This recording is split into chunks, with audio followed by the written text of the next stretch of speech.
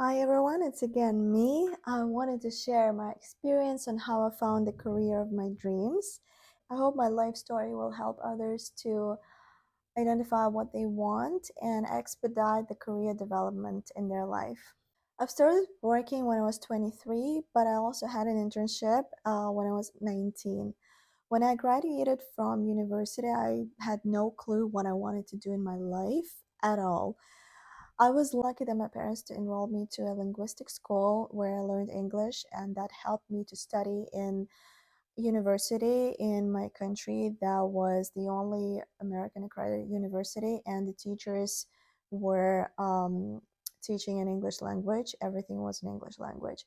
So that helped me to learn the language proficiently, fluently, and find like a job in future in different countries. Je Ma m'appelle. pelle. Je m'appelle. Mais poupou! Although I had no idea what I wanted to do in life, in my university, it was mandatory to choose the major, and I decided to choose marketing because it seemed to me very easy at that time. So I was just studying it, and I actually enjoyed it very much.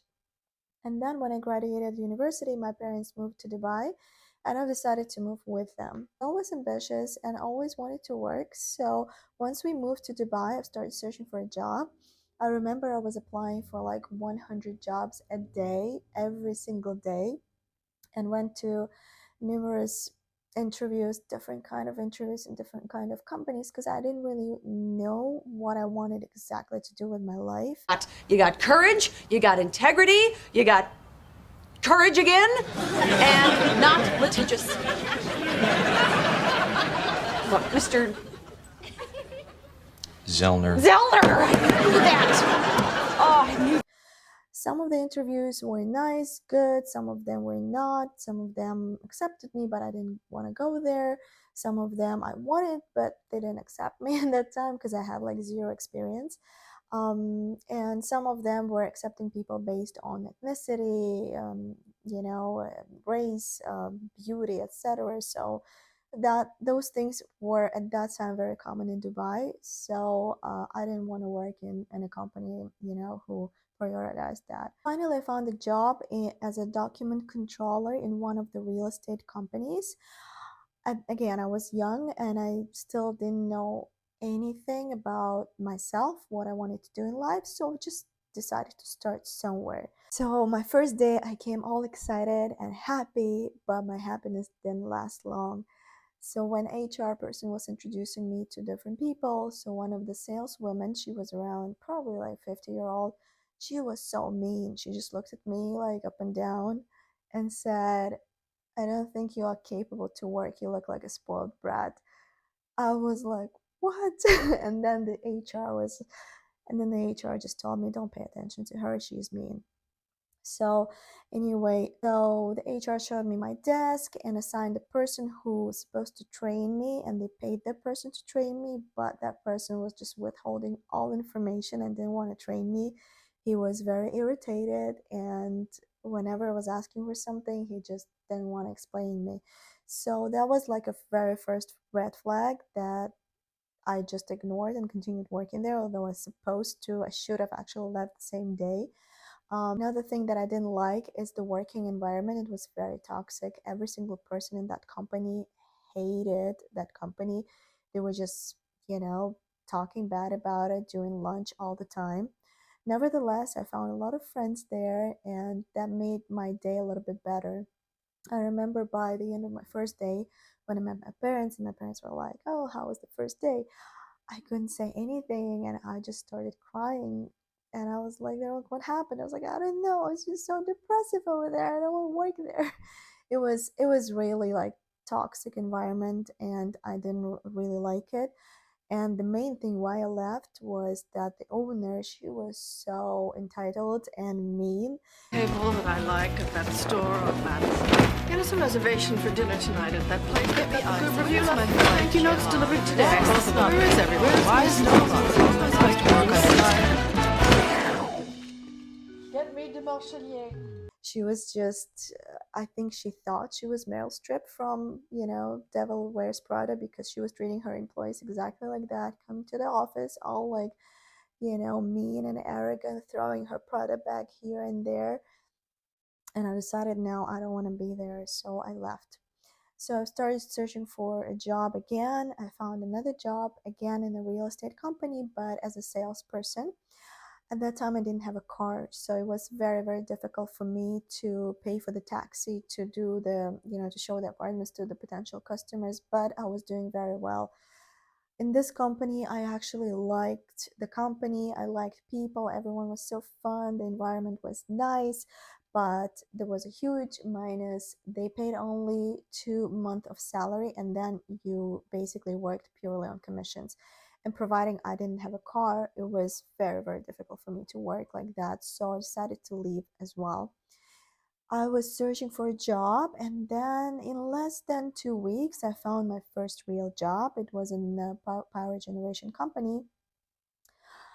The salary was actually very good at that time for me. I was actually all excited. So I was hired as a coding administrator, and I ended up working there for 4.5 years.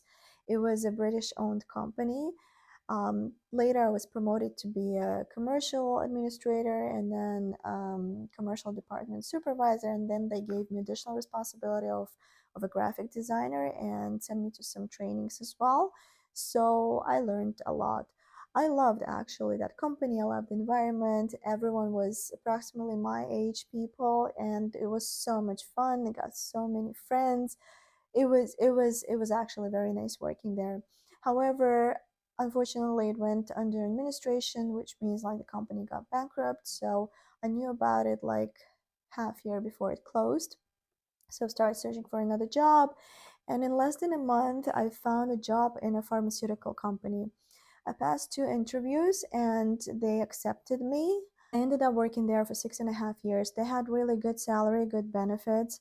There were a lot of like company events. We were traveling once a year to another country for a kind of retreat.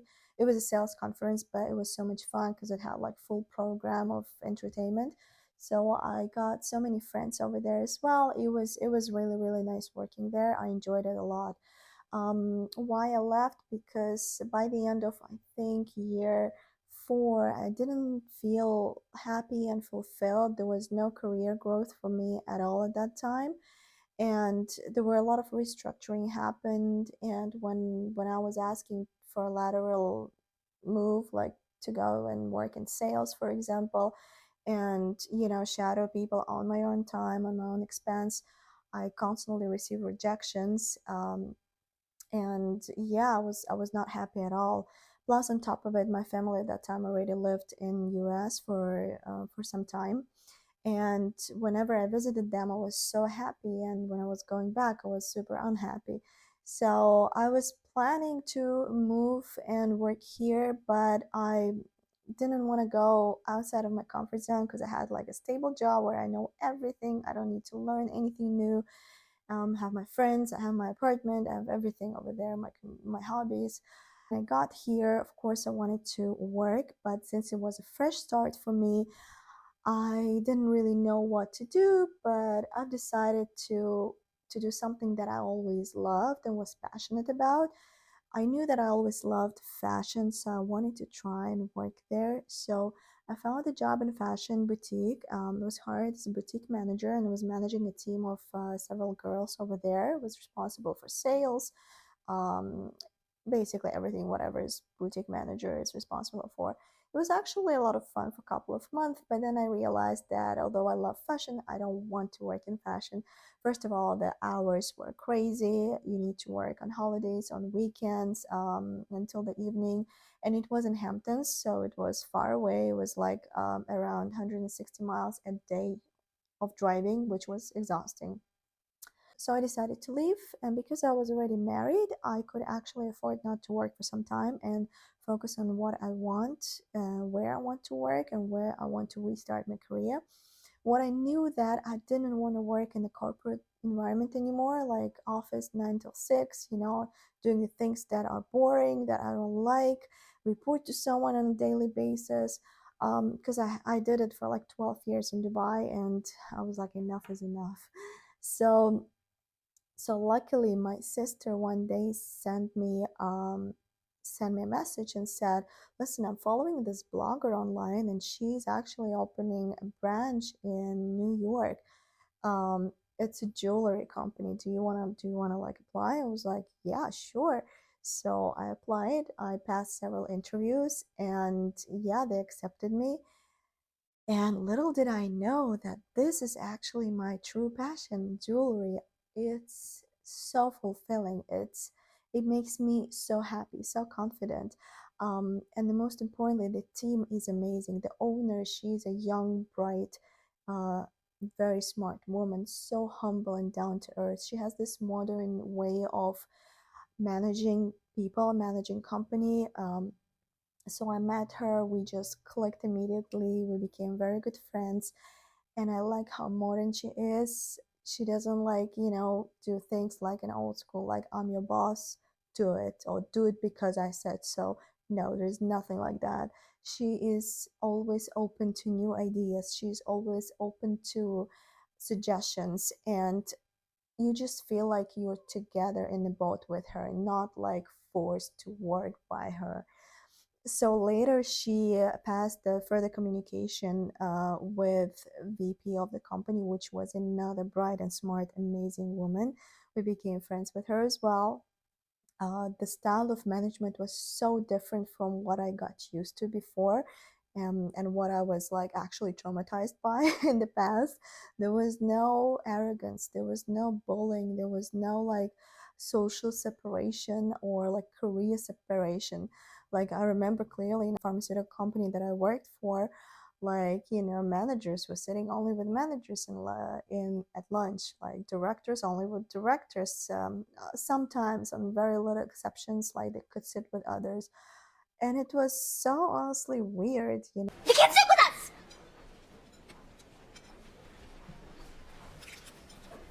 And here, no, everyone is equal, everyone is in the same boat. So yeah, we started this company together here, and I got very successful in it. And the probation period is supposed to be 6 months. I passed it in 3 months, and then I exceeded expectations in terms of sales. So I was promoted. So from a manager, I became a director. And then I decided by myself to create a company's TikTok, learn how to edit videos, posted it, and bam, a lot of my videos went viral, and I promoted the company throughout US and even other countries. So I was promoted to be a senior director of the company, and I was basically doing everything in this business, hiring people, training them, doing bookkeeping, sales, well, marketing. Like we always communicate with marketing department, and we decide together what we will do. With social media team, I've actually took a lead on the strategy, so I create a strategy and social media team of designers who manages Instagram. They're basically creating very, very good content based on what I suggest, and it always worked, thank God. So yeah, I was very happy. And because the workload increased, I actually hired another girl who was doing my old job. And now I'm actually having more responsibilities and will be involved in opening another studio in another state. But that's for later. So, who would have known that I'll be a great salesman? Actually, I kind of knew. I always wanted to work in sales in pharmaceutical companies, but they had 5 million of reasons to not allow me to work in sales. Some of them were very stupid. I remember one of our HR in AstraZeneca said, "Well, you're an admin, and admin is an admin. You cannot learn." I was like, "What? Are you like, did you just insult me?" And then another HR, another woman. So I remember we had like a town hall meeting, and they were like, "We will be developing our own people rather than hiring external people." And then the same day, I went to her and told her, "Listen, actually, I'm very interested in sales, and I think I'll be very good in that. Because when I visit those conferences and talk to the doctors, we actually get along very well, and I could sell products very easily to them." And to which she said, "Why do we need to hire you where there are so many expats from outside of the company? It didn't make sense at all. It contradicted what she said, but they just didn't want it. Also, in that company, there were so many politics and so much of discrimination and bullying, which I didn't appreciate, and I just gave up. But yeah, what would they say now when they will know that I actually made almost $400,000 in 1 year for a brand new company in Manhattan, in New York? Hmm. So this is my final job and my final career, and I feel like I really love it because it gives me so much of opportunity to express myself, to fulfill myself, to self-develop. And it's not like I'm not standing in one place. I'm constantly moving, I'm constantly growing, I'm learning so much. And the most important thing, every single thing I do is appreciated by the owner and by the management team. They always listen to my ideas, and pretty much all of those ideas that I offered worked out for the better for the company, and I really love it.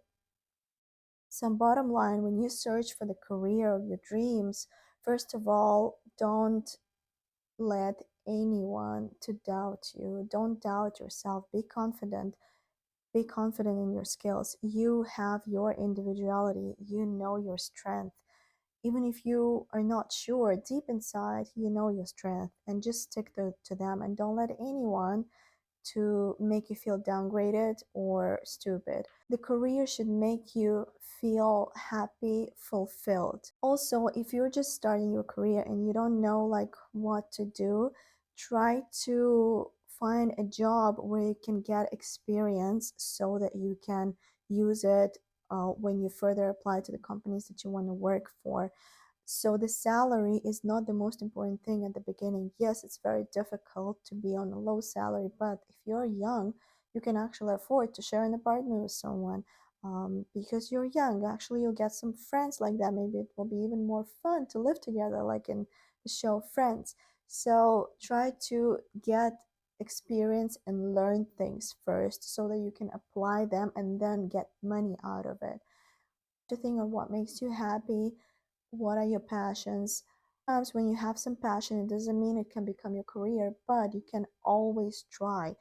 Especially if you're still young, just try new things. If you always loved fashion, why not try to work in retail and see if you still love it. If you always loved to electronics, try to, I don't know, work with a to for an IT company, and learn and see whether you like it or not. If you love medicine, just try to work somewhere and at the same time apply to the university. It's never late. Career should fulfill you. The career should have the potential growth for you, because the last thing you want is just to stay in the same place the whole life. Some people like it, but if you're very ambitious and you want to achieve things in life, then you have to choose the place where you have opportunities to grow, where people appreciate you, and where you feel fulfilled. That was my life story on how I found the job of my dreams. And I hope it will motivate and inspire people. And I'll see you later in my other video.